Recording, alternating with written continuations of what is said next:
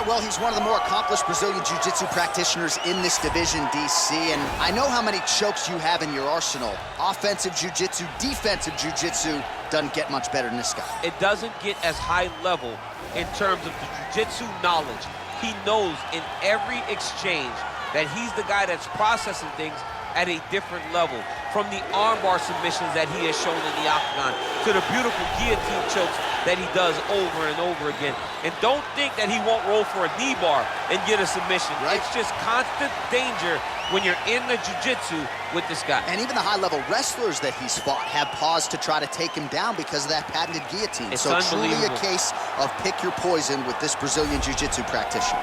Well, always exciting when this guy shows up on the fight card, Daniel. He is a true mixed martial artist. Not really any glaring weaknesses, at least, that he's put on film thus far.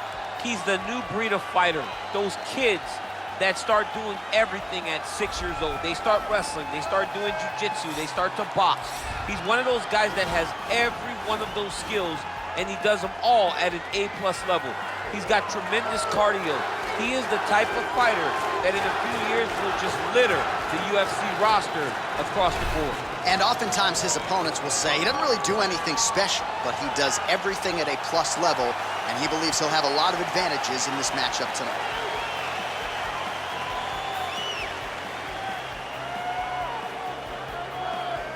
Our tale of the tape for this welterweight fight. So 2 years, the gap in age, some differences in height and reach. All right, now for the introductions, we go to Bruce Buffer. Ladies and gentlemen, this fight is 3 rounds in the UFC welterweight division. Introducing first, fighting out of the blue corner, a jiu-jitsu fighter holding a professional record of 18 wins, 5 losses. He stands 6 feet 1 inch tall, weighing in at 170 pounds. Fighting out of Spokane Valley, Washington, presenting an Ultimate Fighter season winner, Michael Maverick Kьеса! And now introducing his opponent, fighting out of the red corner, a mixed martial artist holding a professional record of 20 wins, 4 losses. He stands 5 feet 10 inches tall, weighing in at 170 pounds. Fighting out of Boca Raton, Florida, Gilbert Berns!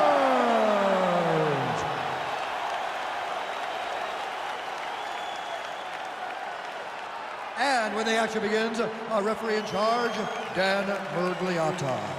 Dan Murgliata. You ready?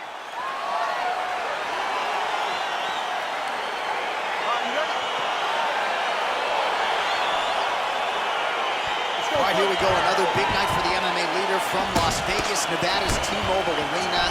There's a lot of seminal moments in this building. I can think of one. It was a big one for me at UFC 226. But John, also UFC 200. I got to stand across the cage from Anderson Silva in that arena. This is a place where big fights happen. And tonight, you get to stand amongst the legends at the T-Mobile Arena. Stuffs the takedown, no problem. Berns gets the early takedown. All right, working inside the closed guard now. Now the guy's got armbar. He's attacking it on him.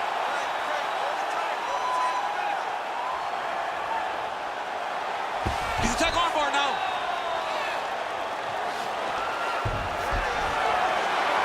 Oh, huge slam to the canvas right there, and a nice way to fend off that armbar attempt by his opponent. Strong bottom work here, staying busy. Well, you know, I don't like the gi very much, but I have an appreciation and a healthy one for these type of transitions. You can tell. Berns going for a choke here.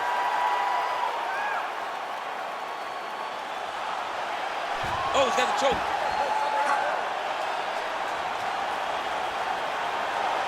He should be defending right now.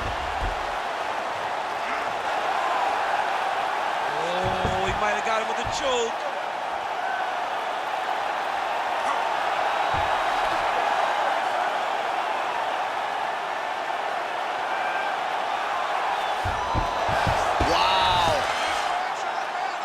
Well, not ideal to spend this much time on the bottom, but you can't fault him for his activity. Landing strikes here from the bottom. Nice work by Berns. Under 2 minutes now to go in round one.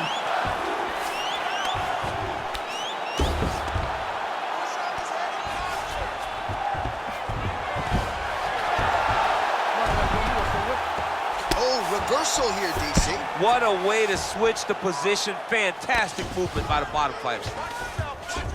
Working off of his back here. Looks like he may try to hip escape. Oh, the ground and pound strikes continue to rain down. The opponent better move out of harm's way or the referee's going to stop this. He better start to move, and when his opponent starts to posture, he needs to put his feet on the hip, push him away to try to escape this very, very dangerous position. 45 seconds remain in the round. Well, there are few things more fun to watch in mixed martial arts than these type of transitions and scrambles on the ground. High-level grappling can really be entertaining.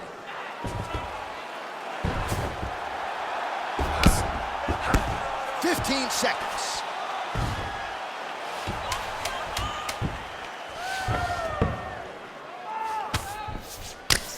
Round 2 is next. All right, so we now look back at some of the action from that previous round, DC. A lot of good highlights on both sides. I mean, a lot of good highlights from both competitors. They both should be very proud of what they accomplished. But I'm telling you, man, I'm not sure they can keep this up. If they land at this clip for another 5 minutes, somebody's going to sleep.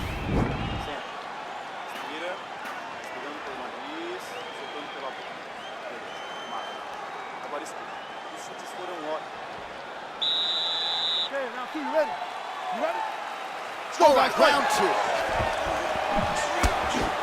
Berns uppercut to the head. That one, though, blocked by the defense.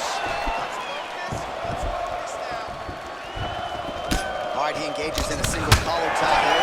Well, really using his reach advantage there with that punch, DC. Stuffs the takedown, no problem.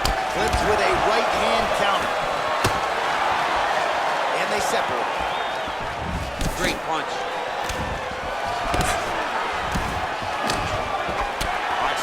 Tie now. And a nice job at least staying upright on that. Oh, nice slip there. It sounds simple, right? Hit and don't get hit, but this guy's defense has been sharp tonight. Cat and mouse. You got to play cat and mouse. Hit, don't get hit. He does a great job of that. All right, so he's landed some good shots. You hate to be overly critical, but nothing really in terms of combinations tonight. Well, the jab has been looking great. How about jab, jab, right hand? Right. Because eventually, He takedown. finally gets the takedown now. So what do they say? Try again. If at first you don't succeed, you try again. And this guy is the poster boy for that saying, because he shot many takedown attempts, and he finally has secured one. Close guard. Now trying to hip escape. He's just trying to move out of this position off the bottom. The Kimura is not the arm. It's the shoulder pressure that usually makes you tap. Why is he not recognizing this right now? He's got to recognize this is dangerous. This is a dangerous position. And this might just be a matter of time.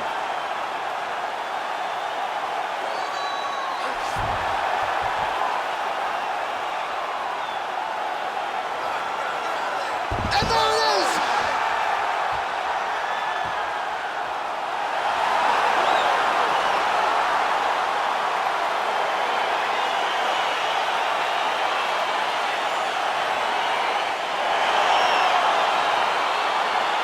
Now let's take a look back at the replay as he gets it done by submission tonight, champ. I mean, you know, this guy has such a great submission game that you cannot lay in his guard. He's so skilled, he's so tricky, and he's so good at weaving a web that gets you lost in it that he made him pay for it tonight and got the submission victory.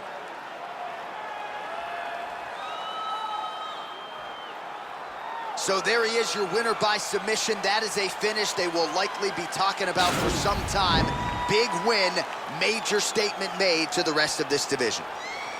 Ladies and gentlemen, referee Dan Mugliato's calling a stop to this contest at 3 minutes, 20 seconds of round number 2. For the winner by submission, Gilbert Berns. Well, the celebration is on in his corner, and hard to blame these guys, sort of waiting to exhale, get a huge win tonight, and not just the win, but they get it by submission. They knew what they had in front of them. They knew how tough a competitor his opponent was, but they also knew that if they could get this fight to the ground, they could find a submission. They found a submission.